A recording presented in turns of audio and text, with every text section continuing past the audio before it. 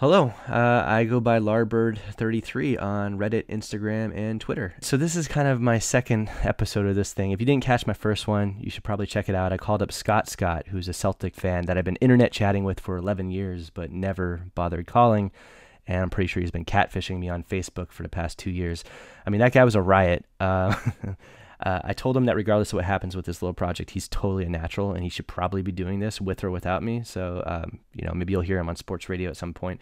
If this does continue, I hope to have future conversations with him. I got a lot of positive feedback from folks who listened to this and the first one, and I really do appreciate it. To be honest, I don't have any delusions of this being successful. You're on the ground level of something that almost certainly is going to fail. If you check back in a couple weeks, I'll probably have deleted these videos out of shame. But seriously, like right now, I do appreciate the comments. And if you actually want to see me do more, the biggest thing is, you guessed it, subscribe to my YouTube channel and maybe follow me on Twitter or something. I feel like, complete dick asking that, but if I ever have hope of this turning into anything, I kind of need the subscribers, so please subscribe. Long term, I don't know what this project's going to become. Maybe it'll evolve. Maybe I'll try to get attention by being the first ASMR Celtic podcast. Gershon, Sally. Oh, that's creepy. I hear the kids really love YouTube unboxing videos, so maybe I'll try to do a whole podcast while opening packs of basketball cards. Oh boy, look at that. Is that a Royce White autographed card? Wow. All right, that'd be kind of annoying. But who knows? For the time being, I'm enjoying calling up random strangers who happen to be Celtics fans, and I've been participating in NBA internet culture since like I was a kid in the 90s, and I've communicated with so many different people, whether it was on bulletin boards, ESPN forums back in the day, Real GM, Celtics blog, now on Reddit and Twitter. And I think it's easy for things to get lost in text. People can have a tendency to be a little more dismissive of one another. I think I'm guilty of that. And I think in general, they can just kind of treat each other like assholes and forget that there's an actual person on the other end of that internet argument. And that's a big reason why my second guest for this project, I guess, is the Reddit user who goes by the name of BillHondoBirdTruthJB, which is like the world's longest username. He's anything but popular. He's frequently labeled a troll and a hater by the Celtic fans on Reddit for some of his controversial opinions. And I've noticed that it's gotten to a point that he can even have like a random tame observation and it'll just be hit by a brigade of downvotes. So I'm curious to talk to the guy, and I want to know what he's actually about. Like, who is this person? And in addition, there's quite a few fans on Reddit who are completely convinced that he and I are the same person, like we're alts of one another, like Brian Colangelo's clones or something. And honestly, I'm very curious to find out if that's true. I have basically 3 theories on who BillHondo actually is. Okay, so theory number 1 is that he's actually me, in which case you're going to hear me have some kind of Fight Club-esque mental breakdown mid-podcast as I come to the realization that he's been my Tyler Durden for the past year. Spoilers, sorry. But theory number 2, BillHondo answers the phone, and he has like a thick Russian accent, and we realize that he was sent by Putin himself to create dissension amongst the Celtic fan community. You want I should tell you why Jaylen Brown suck at basketballs? I shouldn't do accents. My wife tells me that I'm terrible at them. Theory number 3, and this is my favorite theory, and this is actually the one that I'm most rooting for. The phone rings, and who answers on the other line but none other than Scott from episode 1. That son of a bitch. That'd be great. I'm kind of looking forward to that one, actually. But let's give him a call. Hello? Hey, BillHondo? Yeah, dude, what's up? Dude, seriously, you kind of actually do sound like me. Yeah, dude, it's kind of freaky. It's almost like we're twins. What the? Rubber baby buggy bumpers. Marcus, Jaylen, Jason, Hayward, 4 for Terry, Rozier, Perry, Dozier. Oh my god. I'm just kidding.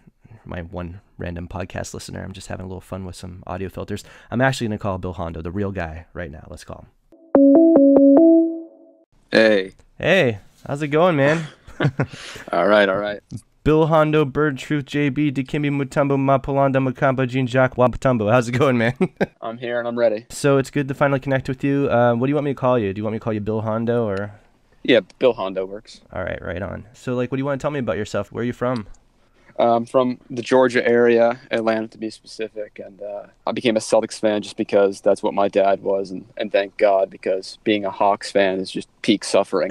Right. So I'm pretty happy about that, and nice. Nothing too interesting. Do you get to see some games out there? Are you close enough to Atlanta? Yeah, occasionally. I've been to a couple games, but nice. Well, man, I just want to thank you first of all because I was probably seen as the most annoying person on the Celtic subreddit until you showed up, and so thanks for taking some of the heat away from me. yeah. I'm glad to do that. Yeah. So yeah, man, like people really kind of hate you on there. Yeah, I got a lot of attacks, but I can take it. The other day you made a post and it was pretty thoughtful. It was pretty, intelligent. And of course you got downvoted immediately. And someone commented, "Why is this being downvoted?" And the next comment was, "'Cause we hate him." Yeah. I've come to accept that's just going to be the response for the rest of this account's life. It's just what it is. Like Gordon Hayward scored 30 points, and in the game thread, the top comment was essentially telling you and I to kill ourselves. that was the reaction to Gordon scoring 30 points. So, and I believe if I'm correct, that in that thread, I said something like, there's a lot of chest pounding and victory laps going on here, but it's very possible he scores an inefficient 9 points the next game. And then obviously he did, yeah. Yeah. So why do you think people despise you? Is it just because you're pretty negative, or what? In your perspective, what do you think it is? I mean, I can accept that sometimes my style's a little annoying. I'm pretty relentless a lot of times, where if I think I'm right about something, I'll just talk about it endlessly. But also, I mean, there's just a culture around that subreddit where if anything is negative in the slightest, it's just completely taboo and you just can't do it. Can't talk about it. You just have to be like, oh, everything's going to turn out perfectly. And it's just obviously not how reality works. But well, that's honestly why I felt I could kind of relate to you, because I've always been kind of a pessimist. Not all your opinions are pessimistic. Like I saw that recently we were talking and you said that you have Kyrie Irving as a #1 player in the East, and you genuinely believe this. Yeah, I think Kyrie's the best player in the East. I mean, just when it comes down to the playoffs and defenses get so tight and the game plans are just so specific, when you have someone like Kyrie who is just completely unguardable, there's no plan for him because he can do everything. And if you stop everything, he's got something else. It's just impeccable to watch. And with guys like Giannis and Embiid, I feel like even if they go off, there are ways to slow them down or to make them just a little less effective. And sometimes that's just the difference. And with Kyrie's improvements defensively, he's getting a lot of steals. It feels like he's getting more blocks. He's just kind of everywhere and drawing charges, all that stuff. I just think he's elevated his game to the point where at this point I would call him the best player in the East. Even before he showed up on the Celtics, I've always been a fan of him. So it's not like a homer type thing. Yeah. And I remember before he got traded to the Celtics, talking to folks about how would you build a team to compete with Golden State. And one of the top things I said is you need someone like Steph that can shoot lights out. And there's not a lot of players in the NBA that can do that. And the closest I could think of was Kyrie. Like Kyrie not only is a dynamic scorer, not only is he able to, create his shot at will, but he's also super efficient. Like he can do this season, he's shooting around 50% from the field, about around 40% from three. And that's rare. Like I genuinely said before he even came to the Celtics that I would have taken Kyrie Irving over Russell Westbrook, just because Westbrook shoots like 40%. He shoots under 30% from three. He needs the ball to be dominant. And like in the modern pace and space NBA, Kyrie is amazing. Like that's what you want. So I agree with you, he's great. But over Giannis and over Leonard, you'd have him over Leonard as well. So Kawhi's the one where it gives me some pause. I think they're very close, but there's just something about having a guy who in the last 5 minutes of a game where it's super close, that I just trust that Kyrie is going to be the best player on the floor. I just trust that he's going to dominate and take over that moment. Whereas Kawhi, I feel like he settles for a lot of contested long twos, which he's good at. And Kyrie does too, to be fair. But I just feel like there's just a little edge there that Kyrie has that just takes him to another level in the biggest moments. Yeah, I get where you're coming from with that. At least from the offensive perspective, I would definitely have him right up on top. I mean, Embiid is a beast, and what he can do defensively is, huge. But if we're talking about... I'm a little lower on Embiid than you. I know you're a big Embiid guy, but I just think he turns over the ball so much. I think he's pretty overrated defensively too. especially late in games. He's so big and heavy. He gets so tired that late in games. I mean, there was last year in the playoffs, we hunted him. Jason Tatum would hunt him because he would get so tired that you could just blow right by him. Well, also, I mean, Horford has been able to defend him exceptionally well. So I think most Celtics fans who probably only watch the Celtics games and see Embiid play against us getting made a fool of probably think this guy's a scrub. I mean, he's dominant. And the other thing you have to keep in mind with him is, I looked it up, and the last time I checked, Jason Tatum had more NBA minutes than Joel Embiid in their entire career, because if you consider playoffs and everything, Tatum had actually played more career minutes than Embiid. So the guy's still learning, and by the end of the season, you know, as he figures out what his game is, he's scary. He's a scary player. Yeah, I mean, for sure. I mean, how old is he? Maybe 24, 23, something like that. Right, and of course Tatum's much younger, but considering that Embiid missed so many games because of injuries, like Tatum actually has more career minutes, which is ridiculous. Yeah, Embiid still has upside. I just think right now he's just a little, obviously he's a star, but raw for a star player, and it just isn't quite there to be put up in the top guys in the East. All right.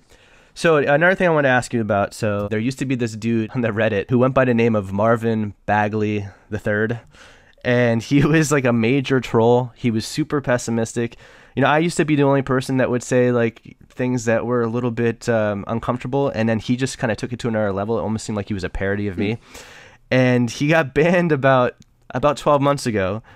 And then you showed up 10 months ago, and we're kind of the only other person who had kind of a negative slant on things. And I reached out to you, and I actually messaged you, and I said, I'm convinced you're Marvin Bagley. And you kind of played dumb, like you didn't know who he was. And you're like, oh, yeah, the player Bagley? Sure, he's number one on my big board. So I guess my question for you is, this is a safe space. Do you want to admit finally that you and Marvin Bagley III are the same person? No, I'm being genuine. I've never, this is my first Reddit account. I think I've been here for maybe a year. I lurked for maybe another year before creating an account, but no, I'm not Marvin Bagley, the alt account or whatever. Because people are convinced anytime anyone shows up and has anything negative or pessimistic to say, it's like that's either you or me creating an alt. And I've never created an alt ever, like Larbird. I'm way too self-centered to have other names. I want people to know Larbird 33. Yeah, I just don't get the logic, man. Like we obviously I'm not, you know, hiding away from sharing opinions or getting downvoted. Like, you know, all my comments basically just get destroyed immediately. Why would I need an alternative account? I don't really understand why would I do that? It doesn't make sense to me either. I know that people do this, and especially with the Brian Colangelo thing, like there's definitely people that are creating alts and burner accounts, and maybe just to throw out opinions that they're not comfortable with saying otherwise. But like in my case, people have always called me a contrarian. They're like, you're a perpetual contrarian. Like, how can I be a contrarian and then at the same time create accounts to agree with me? That would just be counterproductive. Like, if anything, I want to stand out with my opinions. But and I mean, I've been, not only have I been linked to so-called troll accounts, multiple times people have told me that I am some of the positive accounts too. Like the one that comes to mind is Fez John. At least that's how I say it. Maybe that's not actually how it looks, but I think it's Fez John. I've been told I'm Fez John before. Yep. I don't know. I mean, we're like completely opposite, but it's like, who would have the time to have 25 accounts? Like, it doesn't make any sense. I don't know. Sometimes I do think that I'm just talking to the same person using 1,000 different accounts, and it's just me and one other guy. But so you're denying it. You're denying that you're Marvin Bagley. Yeah. I mean, just understand. There's probably 2 people listening to this, and neither of them are going to be mods. So you can totally admit it. It's okay. No, I'm really. I mean, so Marvin Bagley, was he like super on like the Hayward sucks train or whatever? Well, you know, like what was the? You know, I took the Hayward injury pretty poorly, and I think I was the only person that was saying this could be a 12 to 18 month thing, and then he just took it to another level, and it was like his career's over. So, anyways, we can move past them. But I do want to ask you, because when you responded to me, you said that you had Bagley number 1 on your big board. Do you still feel like Bagley's the number 1 draft prospect in this class? No. So. Yeah, I mean, I'm really not a draft guy at all. I barely watch college. You know, many of the top 10 picks, I will maybe see like a quarter of their game. I just don't, it doesn't really do much for me. So I probably just saw like some Bagley highlights, saw that he was tall and could move quick, so I was high on him for like 2 days or whatever. Well, I wouldn't back away from it quite yet. Kings coach Dave Yeager says he's the next Durant. So, if you end up being right, you might want to hold on to that take. That How do you feel about this Kings season in general? I know it's been like we're hoping for this pick to be top 5. Is it just been bumming you out? Yeah, super annoying. I'm actually more bummed out about the Kings playing well than I am about Hayward or Jaylen Brown, because I feel like those guys are going to get it together. But this Kings thing, it's a... Yeah, I mean, so I still have a little bit of hope. Last time I checked, they were, I think, 8th or 9th in net rating still. So they really, I mean, they're winning games that they theoretically shouldn't. Obviously, they've been very good at executing in late games and making big comebacks, but I still feel like, they're going to go on a stretch where they only are like, 3 and 11 or something like that. And they'll really start tanking down in the standings. So I'm still hopeful that it's going to be a borderline top 10 pick, maybe like the 9th pick or something, which obviously isn't quite what we're hoping. But the upside there is that this draft, apparently, once again, I'm not a draft guy. I'm just going based on what I've read. This draft stinks. It's That's terrible. what I keep hearing. And it's really just Zion, like those Duke kids a little bit, and really just a bunch of garbage. So, in terms of the trade value of the pick, it hurts. But if we actually make the selection, it may not really matter. Yeah, I mean, in one sense, it's not too big of a deal for missing out on a top 5 pick, but on the other hand, it's like we might get stuck with a completely worthless mid-first. Yeah. I've been paranoid about them. I've been paranoid about them from the moment we made that trade. In fact, like I was just looking at my old posts, and before we even drafted Jason Tatum, I was writing a post on Reddit, which of course got downvoted for the most part, where I was saying like, Buddy Hield has actually been pretty good because he had just been, acquired by the Kings, and he was shooting like 50%, 43% from 3 at the time. And then I was speculating, I'm like, if this 2017 draft class is as good as we think it is, and it's 10 deep, they could end up with a great player. And of course, they ended up getting Fox, who's been amazing. And then if you projected it out 2 years, it was like, they're probably going to suck next year, and maybe they'll add a guy like Michael Porter Jr. Of course, Porter Jr. ended up slipping way down, but they had an opportunity to add Luka. I'm pretty happy they didn't add Luka because... Yeah, oh my God. That would have been amazing. I think I'm with you. I think the Kings, the West is so stacked that it's really hard to imagine them making the playoffs as good as they've been. Like, there's so many great teams right now in the West. Mm-hmm. They probably will end up having a better record than all the teams in the East that are going to miss the playoffs, but I could see them finishing second to last in the West above the Suns. And correct me if I'm wrong, but the lottery odds changed pretty significantly, right, this season? Yeah, so the new odds, they have changed. So it's in previous years, it was weighted pretty heavily up the top, and right now it's the top 3. So basically the 3 worst records are tied. They have a 14% chance of landing the number 1 pick. And then the 4th worst record has a 12.5% chance. And then 5th is a 10.5% chance. So anywhere from 1 to basically 6 has a roughly even chance of getting the number 1 pick. And of course, the top 3 picks are still determined by the lotto. Yeah. If they do end up in the 9th slot or something, they'd have about a 4.5% chance of ending up number 1. Of course, we don't want them to end up number 1 because then it would go to Philly. But those top 3 picks, you would still have a chance of getting a 2nd or 3rd. That'd be nice. That's still a nightmare scenario to me, though, is that we're watching the lotto drawing and the Kings pick doesn't come up at 9th or whatever they're going to be, and then we know that we have to wait to find out if it's going to go to Philly at number 1 or Boston at 2 or 3. Oh my God, yeah.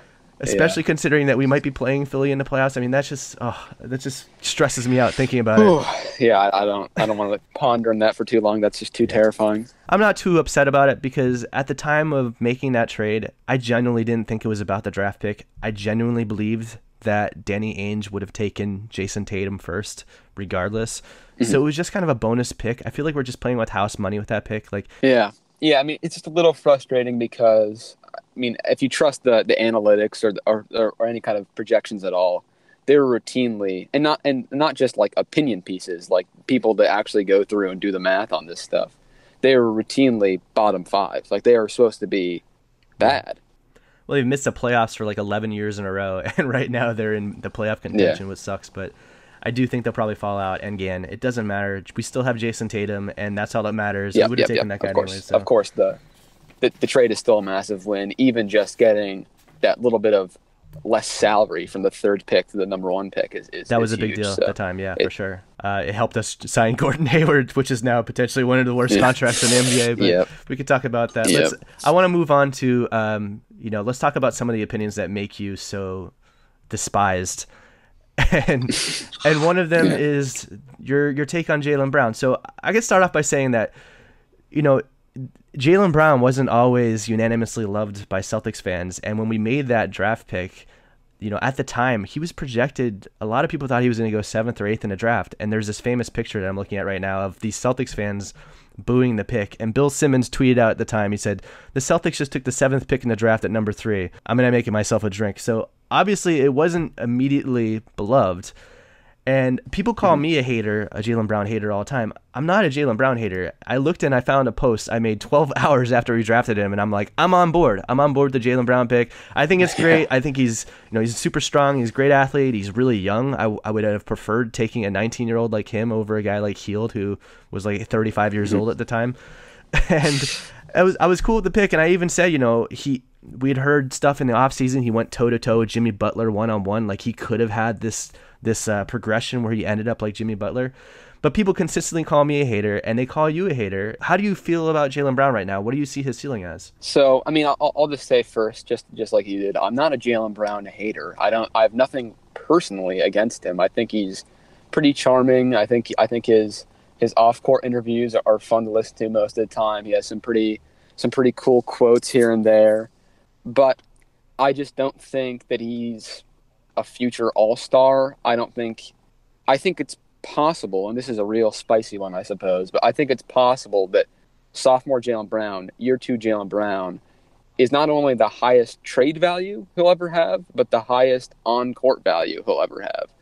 Because his three-point shooting that year was so unbelievably spectacular, just way beyond his actual talent level, that it completely opened up his game. I mean, shooting 40% from 3 is just super elite. And I don't know if we'll ever get within 5% of that again. I mean, it's such a massive difference. And then from there, he has less room to make his drives, and it all kind of compounds. Yeah, and again, I preface it by saying I'm not a Jaylen Brown hater. I'm the dude that made the Jaylen Brown is coming video. But I agree with you. Like, if you look at his college stats, he shot 29% from 3. He shot 65% from the free throw line. And obviously, if you look at his stats his rookie season, he wasn't that great from the free throw line either. He did improve his three-point shooting as a rookie in limited minutes to 34%. But, here he is again, like 3 years in, his free throw shooting hasn't improved. And you had made a post that basically talked about how rare it is for a player to shoot that poorly from the free throw line and go on to be an elite three-point shooter. And of course, when you posted it on Reddit, I'm seeing that it was immediately downvoted, 0%. It was a really thought-out post. And then I think you ended up posting it again on the NBA subreddit, and it actually did get upvoted, which shows, NBA fans love the trash on the Celtics on the NBA sub. But I mean, you'd point out it's super rare for a guy to maintain elite three-point shooting with that kind of free throw shooting. So I guess my question is, do you think his free throw shooting can improve? So I was looking at his splits last season, and in the second half of last season, post All-Star, of course that's a really small sample size, 16 games, but he shot 80% from the line. He shot 47% from 3 after the All-Star break in, of course, 16 games. But we've seen him go on these crazy streaks. Do you think it's something that he can just snap into and get that shot? So, I mean, is it possible? Yes. And admittedly, a blind spot on my post is that I don't know, and I'm not sure how to find what's the general arc of progression with free throw shooting. If you have the same free throw percentage 3 years in, how likely is it that you start improving it by 5, 10, 15%? Because that's what he needs to do. He needs his free throw shooting to indicate sustainable success as an above average 3-point shooter. It needs to hike up to like the 75%, 76% range, and that's a pretty sizable jump. So I think it's possible, but I don't know the likelihood, at least in my opinion. It's got to be less than 50%. Yeah. Yeah, I mean that's the bummer of it. I mean, we've dealt with this with like Rajon Rondo when we had him. People were like, if only he gets that shot around, and it just never comes around. And the same thing with Marcus Smart. We're just still waiting for Marcus Smart's shooting to come around. Doesn't come around.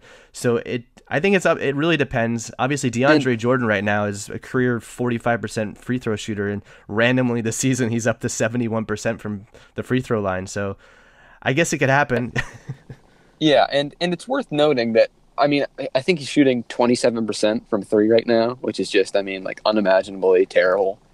Yeah. But I don't think that's actually, I mean, it's clear you don't shoot 34% from three as a rookie and then whatever, 39% as a sophomore and just not be able to shoot at all, like a complete non-shooter, unless you had some sort of major like mental episode. So I think that his skill level is probably more in that rookie range, somewhere like 32 to 34% is what I expect. And he's slowly, since the really terrible beginning of the season, he's been in like the low 30s. So he's kind of turning it around a little bit. So I don't think he's going to be as bad as he's been this season so far, but I don't expect him to ever get close to that sophomore level again. Yeah, he has shown us some improvement. So in the month of December, he's shot 45% from the field, which is great. I mean, he's been way below that. And that's partially because he had five really good games where he's scored above 18 points with decent efficiency and 31% from the three-point line. So let's just hope that that's trending upwards. And his free throw shooting is actually up to 67%. I think one of the things with him too is that it seems like in his first free throw he tends to kind of rush it, and I think he might be in his head right now. I think he just needs to calm down and just kind of do his thing, and hopefully. For sure. I definitely think that at this point you can't be shooting this poorly for so long without starting to get a little bit of anxiety before the shot, thinking about it a little too hard. So I think there's definitely an element of overthinking at this point. And the last thing I'll say about Jaylen, because I don't think it's all negative, keep in mind he's still only 22 years old and is his third year in the league.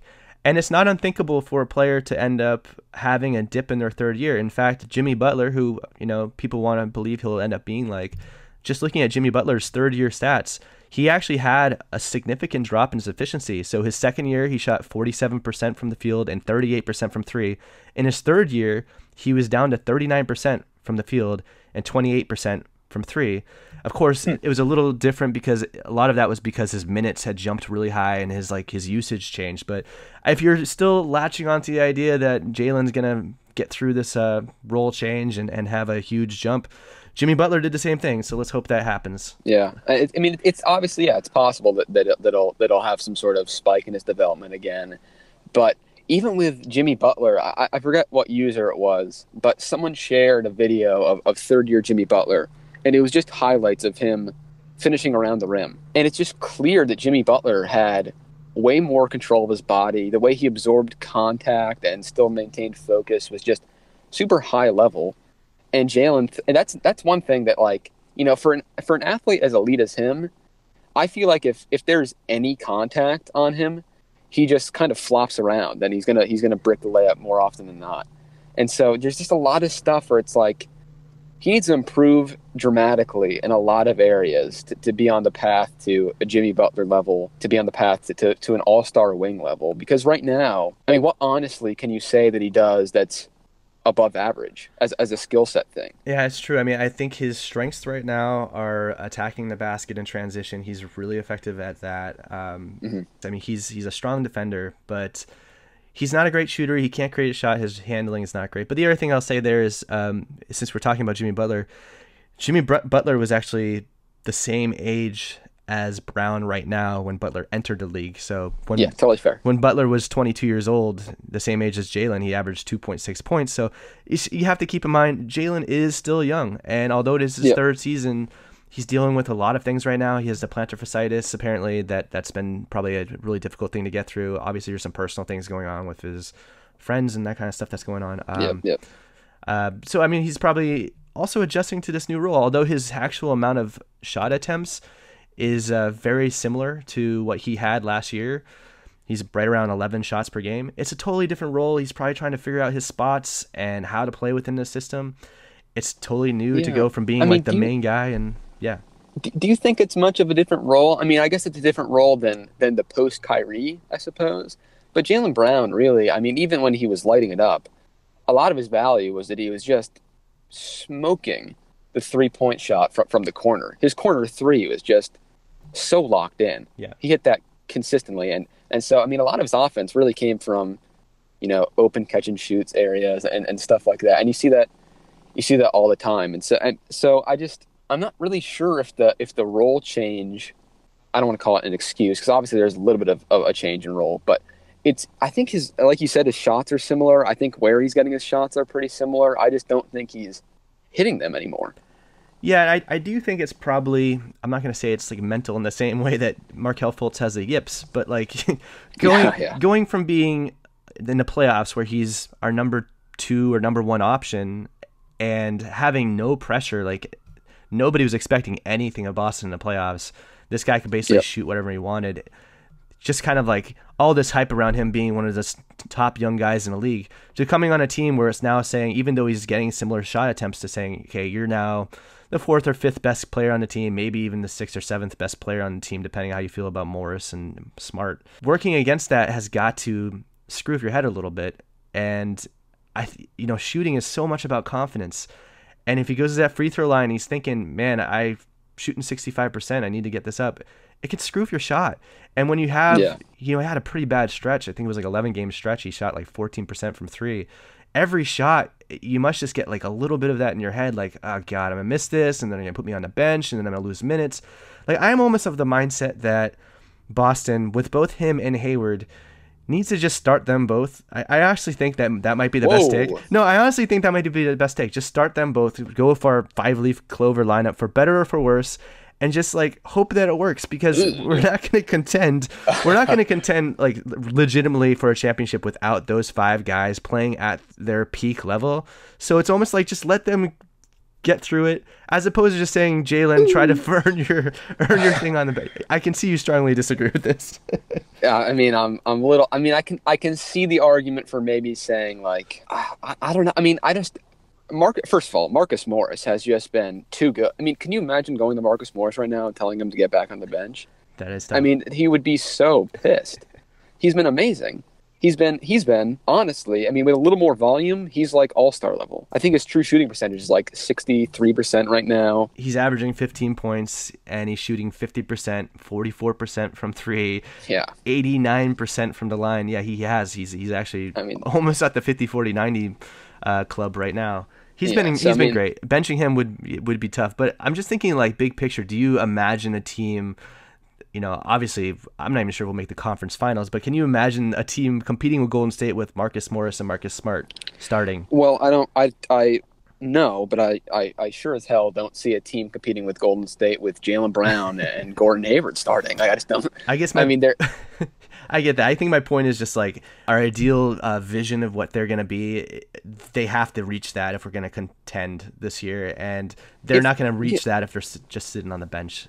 Marcus Morris right now, what he's doing right now this year.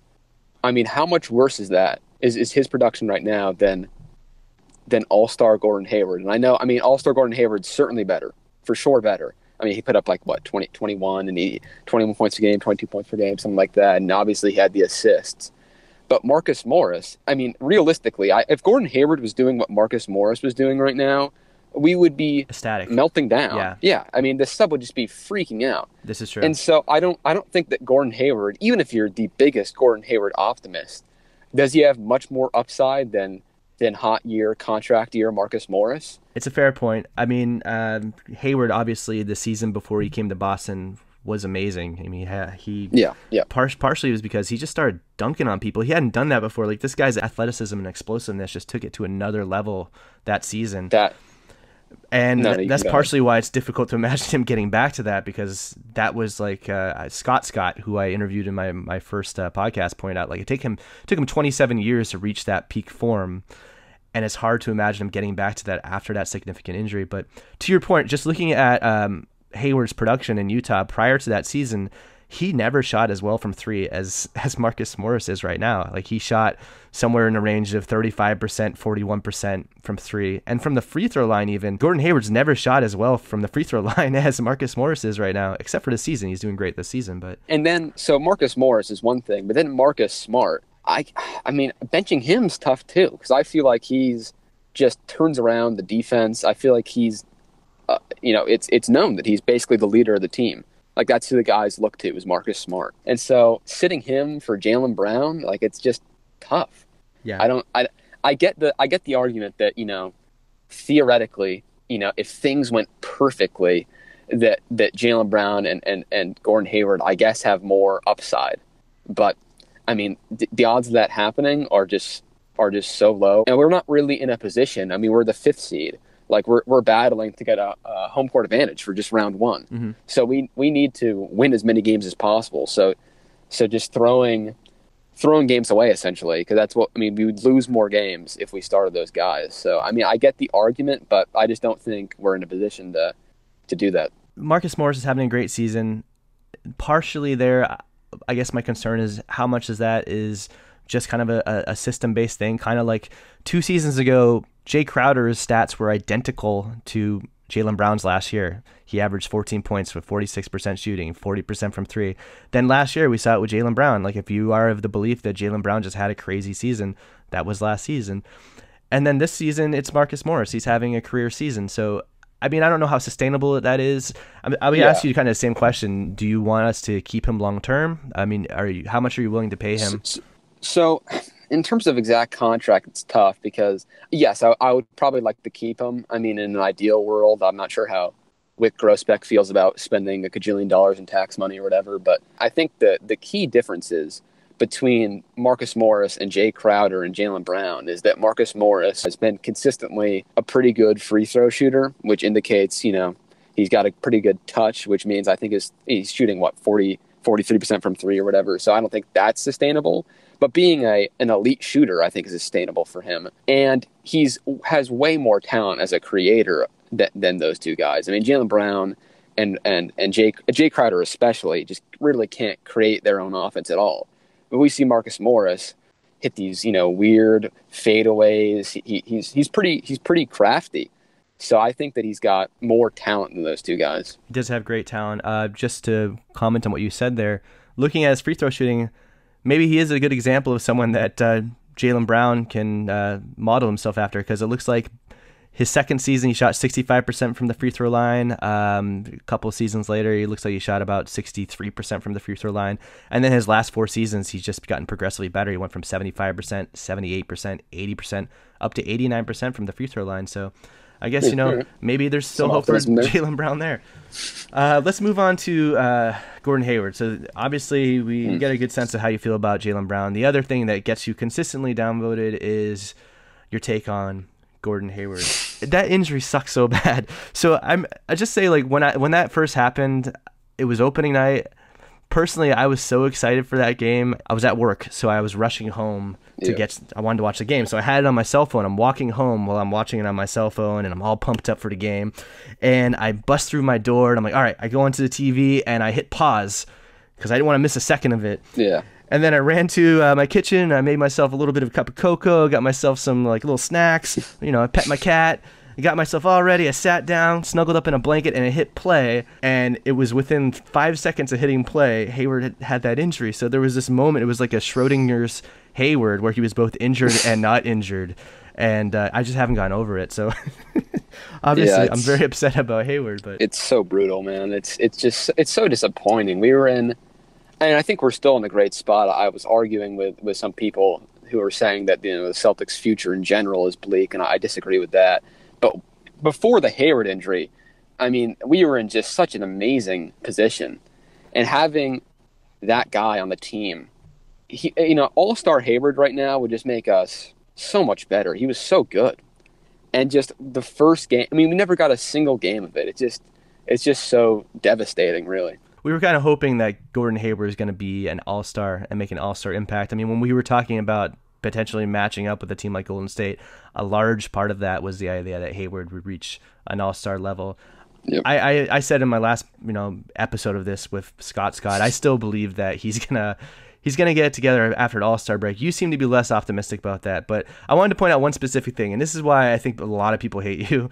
10 months ago, you posted that you expected Gordon Hayward to have a Nic Batum like impact for us. Oh, yeah. And oh man, people hated that. You were downloaded it so much, and I've seen so many people bring it up, during the off season, like, haha, yeah, as if Nic Batum, and the freak, just I know what you said. It ruffled some jimmies, but realistically, you were right. I mean, through 33 games right now, Hayward's averaging 10 points, 5.1 rebounds, 3.4 assists. Batum is averaging 9 points, 5 rebounds, 3.4 assists. They both got about a steal. Batum's efficiency across the board is better than Hayward. He's shooting 46% compared to Hayward's 40. He's shooting 39% from 3 compared to 33. So, I mean, you weren't off base. Like, you deserve credit. You deserve credit for nailing that one, really. Yeah.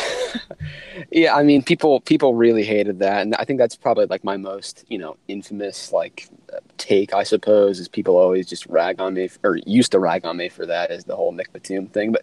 But people don't realize, and NBA players say this all the time, that the difference between being good and being, all-star great is just a couple plays a game.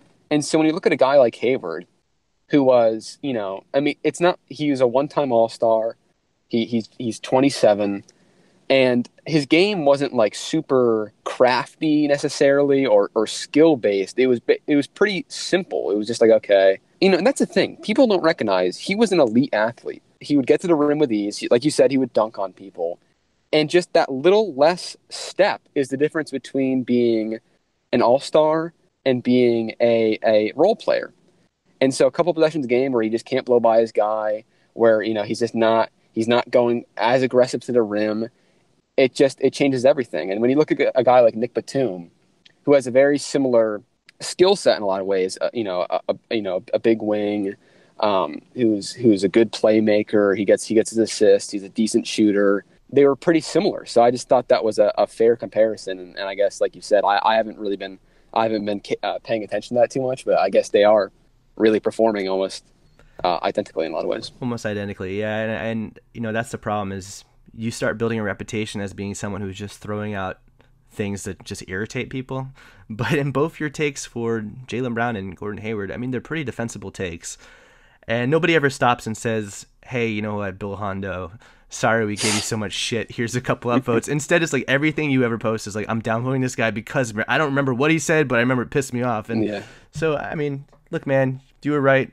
I still think that, like you said, I want to make it. I'm sorry for interrupting you, but I want to make it clear. I don't feel good, or I'm not like, oh man, I'm so smart for doing this. Like it's shitty. Like, it's a bad thing that Gordon Hayward got injured. I'm not happy about it. It sucks. I wish he was playing better.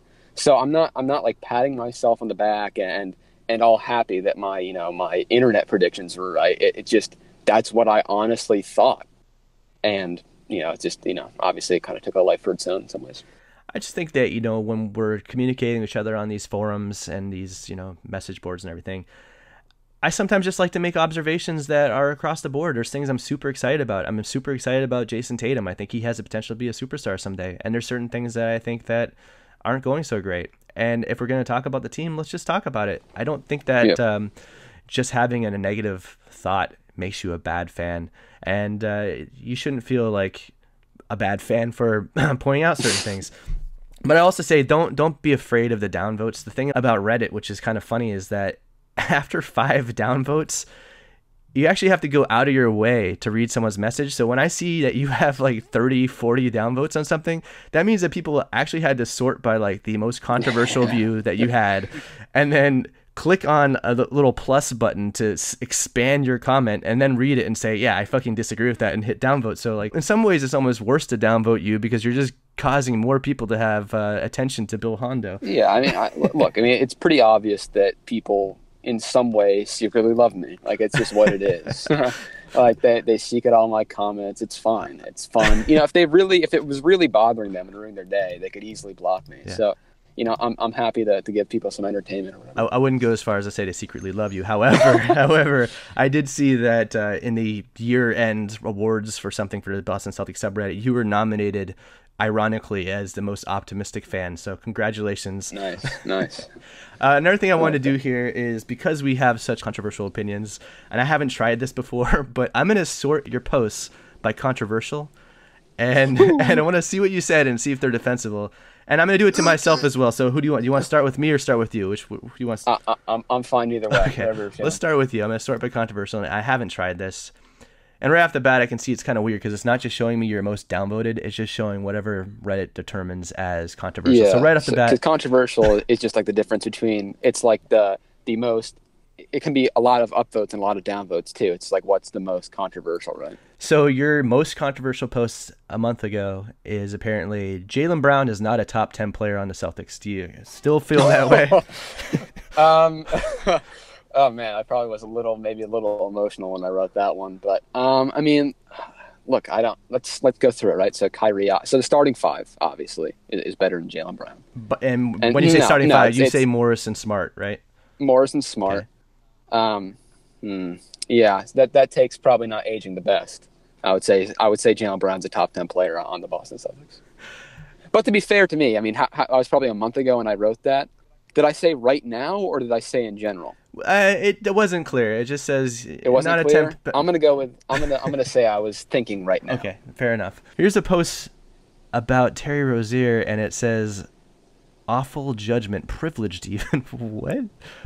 Oh, excuse me. Are you saying that Terry Rozier has awful judgment? Oh, this is a comment about Terry Rozier Sr. getting released from prison. Okay, let's skip this one. Let's move on. Oh, wow. All right. J.R. Smith says a rest before Game 3 helped Cavs because we're old. And you said this wasn't a fluke game. When the Cavs give effort on D, they're a better team than us. They literally didn't try it in games 1 or 2. So. Oh, yeah. Yeah. I mean, I think that I still stand by that. That Cavs team is notorious for just not trying until they absolutely had to. They knew the East was a joke. So I'm not gonna walk away from. So you never felt like we had a chance of actually beating LeBron? Before the playoffs started, I had a post that said the Celtics quietly have a chance to make the finals. And this is obviously after the Kyrie injury. And all the comments were like, "You're stupid. This is just so dumb. Like, we have no chance." And I was like, I don't know. I mean, like, obviously, I'm not saying that we're going to make it, but no team is really that great.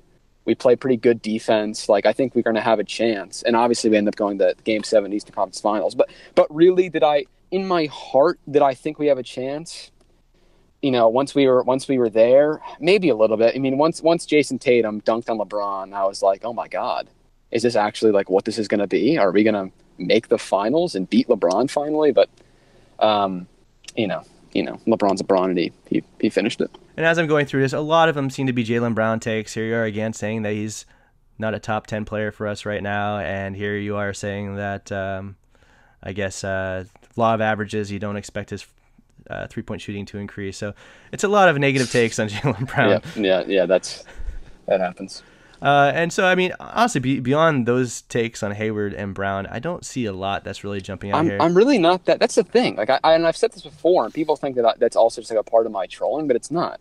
Yeah, well, I mean, not that I'm trolling, but you know what I mean. That I'm not a controversial guy. I'm really just not. I have two takes that go against the grain, and that's it. I mean, I'm pretty down the line for the rest of my stuff. I'm very high in Kyrie. I'm very high in the future of this team. I defend Al Horford. I defend Marcus Smart all the time. I'm a standard Boston Celtics fan. Like, I'm not this crazy pessimist in all ways. And to be fair, I'm going to do the same thing for myself. So I'm sorting by controversial. My most controversial Reddit opinion, apparently, is that I thought The Last Jedi was a good movie. So right off the bat, wow. How'd you feel about The Last Jedi? Were you in or out on it? I'm not a big Star Wars guy at all, so I didn't see that movie. I have no big opinion. You know, is that super controversial? People hate The Last Jedi? So that movie got critically acclaimed. People loved it. But on the internet, there's a very vocal group that hate it. So when I defended the movie, that's my most controversial opinion. So moving on. So I said this is kind of funny. So 10 months ago, I pointed out it was in the middle of Jason Tatum's rookie season, and he had gone 71 for 163 from 3, 44%. And that was actually better than Larry Bird did. And combined 4 seasons from 1980 to 1984, he went 71 for 276, which was 25%.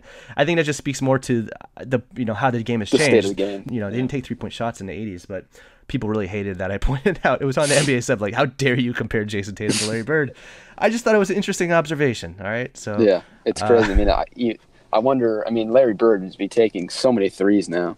It's crazy to think how poorly. I mean, obviously Larry Bird still found insane success, but in retrospect, a lot of these guys were just pretty poorly utilized. Let's see, another one I compared I compared LeBron versus Jordan at age 31. This is a post from 2 years ago, but he had more MVPs, he had more All-Star appearances. LeBron's going to end up having a great career. That's going to be a debate that we'll have for quite a long time. Let's see. I'm going to stand by this one. This was after Kobe Bryant won an Oscar for Dear Basketball, and I pointed out that Glenn Keane carried his ass to that Oscar the same way Shaq and Pau carried him to 5 titles. People didn't like that comment. Nice. Surprisingly, these aren't really Celtics takes. A lot of these are shitting on the Lakers, but I pointed out that 4 of Kobe's All-Star appearances, he had 18 All-Star selections. 4 of those were bullshit. So his very first one, Kobe, in 1998, he was 19 years old and he averaged 15 points with 43% shooting, and he actually played only 26 minutes off the bench. He only started 1 game that entire season, and somehow he ended up being an All-Star, and I think it was because he was dating Brandy at the time and ended up on The Tonight Show. The LA market. Yeah, and all that that was a bullshit selection. And then his last 3, so in 2014, he plays a total of 6 games, averages 13.8 points, somehow makes an All-Star team. That's bullshit. Wow. That's an honorary. Next year, same thing. 35 games he played. That's it. 22 points on 37% efficiency. That's an All-Star season for Kobe.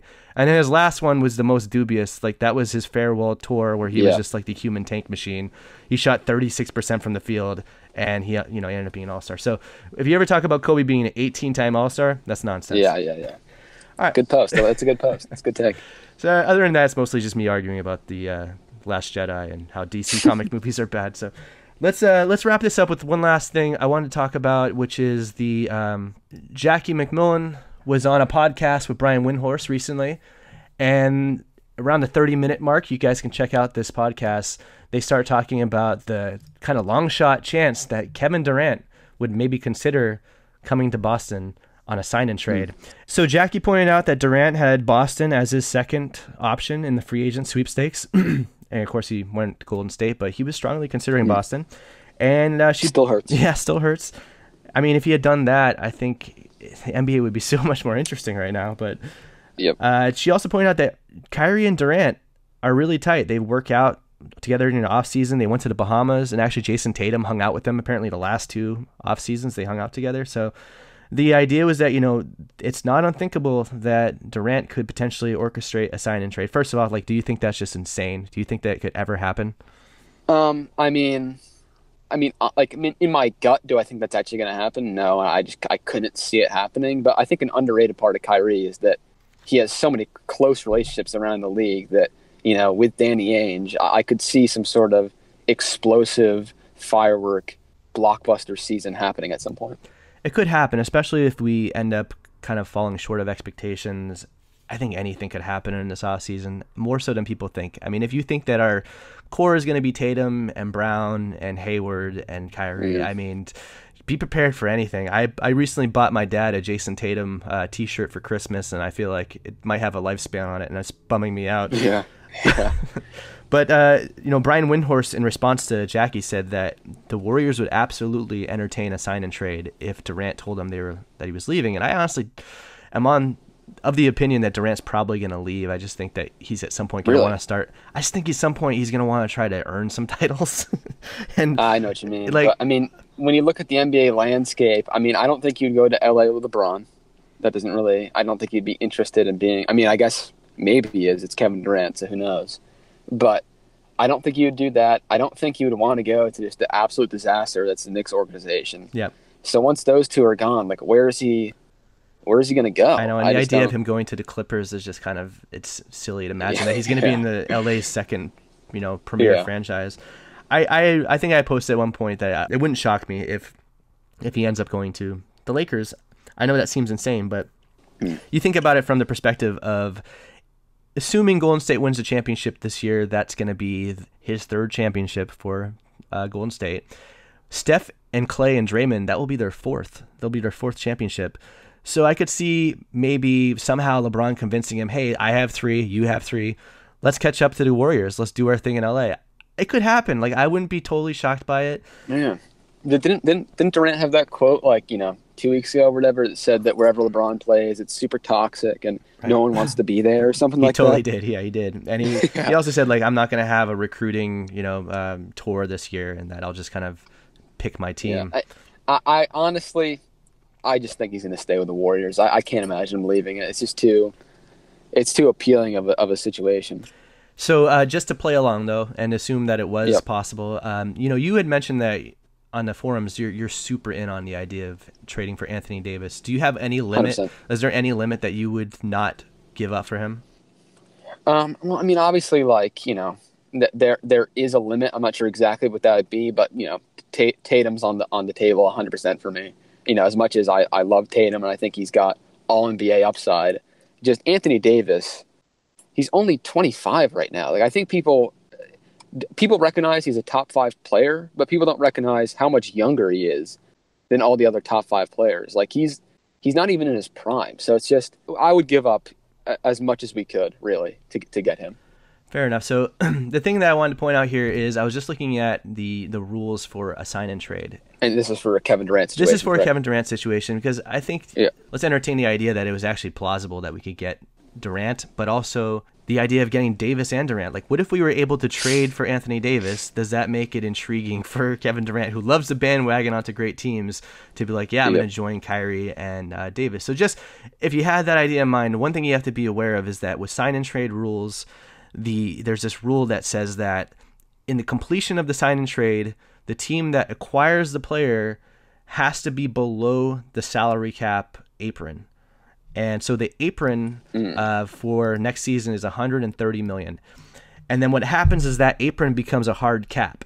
So you can't exceed that hard cap. So just so you're understanding what that means, just for anyone the one person who's listening to this, let's assume that Kyrie's probably going to make, what, $35 million next year on his new contract? Yeah. Okay. Yep. And it was probably going to be roughly the same for Durant. So what would end up happening is, assuming you had Kyrie making $35 million, and assuming you had Durant making $35 million, and then Davis, of course, you're trading for him, that's $27 million. Combined, those guys make $97 million. So that would leave our apron space, the amount of space that we had to fill out the rest of our team around those 3 guys, as $32 million. So that becomes very difficult, and you can start kind of reverse engineering, like, what kind of stuff we're going to have to give up to get Durant in a sign and trade and to get Davis. Because if you're then left with only $32 million worth of cap space, that means that basically Hayward is 100% he's going to have to go. He can't stay, because there's no way he could be on the team at that point, because he makes $32.7 million. Even having those 4 guys puts us above the limit. So you can automatically assume Hayward is gone, either traded for Durant or traded for Davis. There's no way he could be on the team still. And the other thing is Horford. Horford is still under contract, but if he opted out, maybe he takes $20 million or something. Even that's not realistic, because then you're left with $12 million to fill out the rest of the team. So the only way, and that's Marcus Smart alone. Yeah, then that's Marcus Smart alone. So Marcus makes about $12 million. Tatum makes about $8 million. It really becomes extremely difficult to imagine a way of having anyone else on the team that we're familiar with right now. So I could see a situation where, we would be very, very, very short on depth. It'd be tough. Like, you could potentially have those 3 core guys making $97 million, and then maybe another 12, you keep Marcus Smart, maybe you get there, and then you're looking at another $20 million to just, Tatum's probably out, Brown's probably out, Morris is out, Rozier's out, like, all those guys are out. You might have for it to work. Yeah, maybe Robert Williams. Al Horford would have to take a pretty sizable team discount. Like, you'd have to really just be the MVP and just take a lot less money than he deserves, because that's without him on the team making like a little bit, because we'd have just no bigs really. And that's the trouble. Like, even if you got Horford to say, I'm going to opt out and sign for $20 million a season over the next 4 years, Kyrie, Durant, Davis, and Horford, those combined guys, leaves you with just $12 million under the apron to fill out 11 more players. So that means, like, you're really going to have to scrape the bottom of the barrel to get a bunch of minimum level players. It's super difficult to imagine. So it's still plausible for anyone who's out there and really is dreaming of the idea of having Davis, Kyrie, and Durant together. It's plausible in the sense that, like, if they go to the Pelicans and say, hey, we'll give you Horford and Tatum and, like, these draft picks, and then they go to the Warriors and say, hey, we'll give you Hayward and Brown, which of course they would take at that point because they're going to, you know, you could potentially do it, but it's very difficult. Yep. Would be pretty incredible though. So, I mean, that's pretty much it, man. It was good to connect with you. You know, the New Year's is coming up. Do we want to make some New Year's resolutions for ourselves? Like, what can we both do to be less irritating to people on Reddit? Well, I think that, you know, a lot of my irritating takes are probably just going to slow down because, I mean, it's not, you know, it's not like fun to just keep talking about. I mean, most people kind of accept like, all right, Hayward's kind of, you know, he's probably not going to be quite what we thought. And obviously, you know, the Brown hype has died down a little bit. So besides that, like I said, I'm not too controversial. So I think that I'll be in the clear. I'm not sure about you though. Yeah. I'll try to be less obnoxious, and maybe not doing this podcast as a start. But man, it was good to connect with you. It's good to finally hear that you're not me. I was really thinking that there was a potential for me to lose my mind and realize that we were the same person. I'm expecting the comments saying, you know, you paid me off. I'm really like one of your friends. I was really hoping that when I called you, it would be Scott, and that I'd realize that he was the same person. Yeah. But it's good to connect with you, man, and have a good New Year's. And let's keep in touch. Yeah, thank you. All right, talk to you later. Bye.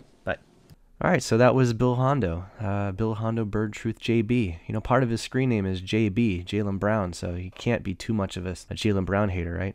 I thought that went pretty well. He seems like a nice dude. He obviously has a lot of fandom in the Boston Celtics. He's one of us, so I'm going to keep trying to do these. I think my next one's probably, hopefully, going to be this guy I've been arguing with about the Philadelphia 76ers for like 3 years on Celtics blog. So, I don't know. I'll see if I can get him to do a recording with me. And again, if you like this, please like the video and subscribe to my YouTube channel. And you can follow me on Twitter as LaraBird33. All right, thanks. Bye.